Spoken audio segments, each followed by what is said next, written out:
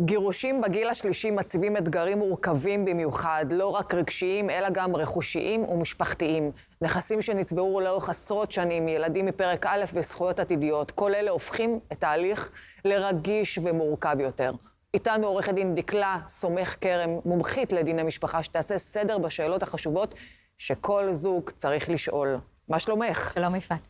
אז מה מיוחד בגירושים בגיל השלישי לעומת גירושים בגיל צעיר יותר? קודם כל, אז בגירושין בגיל השלישי, הרבה יותר פשוט, אין לנו עניין של אחריות הורית, אין לנו עניין של מזונות, הרכוש שנצבר המון שנים, סביר להניח שהוא חצי-חצי. איפה נכנסות הבעיות? בסוגיות של ירושה.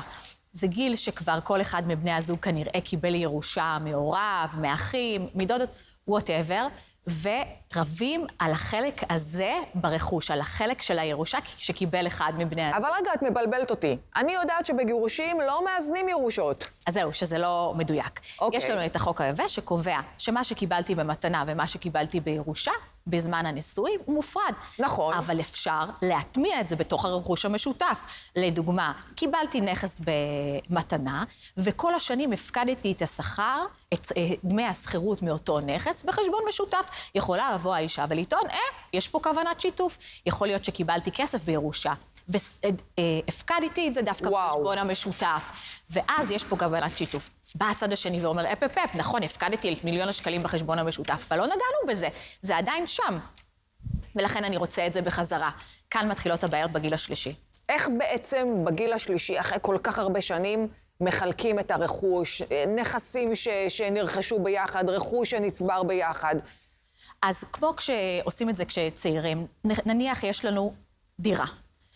צריך להסכים על מחיר, על השווי של אותה דירה. ואז כל אחד מבני הזוג בא ואומר, אם זה השווי, אני רוצה לקנות. אם שניהם רוצים לקנות, מבצעים ביניהם הליך שנקרא הליך התמחרות. כמו בחירה פומבית. כן. מי שנותן יותר כסף על הדירה, הוא זוכה בה. במידה ולא מצליחים בכלל להסכים על המחיר, על כמה שווה הדירה, מביאים איש מקצוע שנקרא שמאי, שהוא שם את הדירה. צריך איש מקצוע ניטרלי, ניתן לבקש מבית המשפט אפילו למנות כזה, כן. משלמים לו בחלקים שווים. במידה ואף אחד מבני הזוג לא רוצה לקנות, מוציאים את זה למחירה בשוק החופשי. אני רואה בשוק החופשי שהשוק מאוד קשה, ונתנו לי מיליון שקלים מתחת למחיר שחשבתי שהדירה שווה. אני יכולה להגיד, אני רוצה לקנות במחיר הזה, כלומר, יש לי את הזכות כבעלים להשוות למחיר הגבוה ביותר שנתן צד ג'. זה בעניין נכסים. כשמדובר בחברות, מביאים איש מקצוע ששם את החברה, את המניות, ואני זכאית... אקטואר? בדיוק, לחצי מהשווי של אותה חברה. וכן הלאה. בואו נדבר רגע על הנושא של מה החשיבות להסכמי ממון וצוואות דווקא בגילאים האלה. לצערי, הרבה פעמים כשאני מדברת עם אנשים בפרק ב', אני אומרת להם, ערכתם צבא, הם אומרים לי, יש לנו הסכם ממון, הכל מופרד.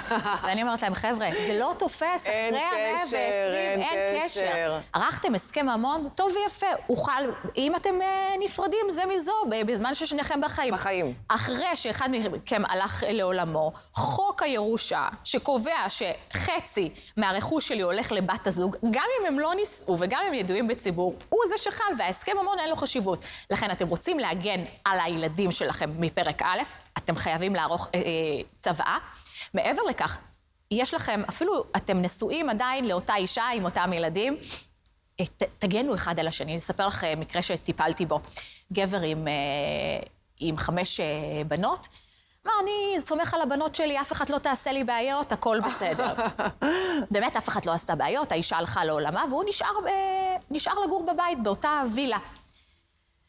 הילדה הקימה עסק ופשטה את הרגל. באו אנשים של הילדה, דפקו לו בדלת ואמרו, אנחנו רוצים למכור את הבית. יש לו חלק, יש לה חלק מהזכויות של האמא. כן. וכך יצא שהאבא נאלץ לשלם את החובות של אותה בת אך ורק בגלל שלא היה להם צבא. ואני חושבת שהנקודה החשובה ביותר שאיתה אנחנו מסיימים, זה לא מספיק לעשות הסכם ממון, חשוב באותו מעמד לעשות גם צבא, להבטיח את הזכויות בין בחיים ובין לאחר הפטירה. תודה רבה על המידע החשוב.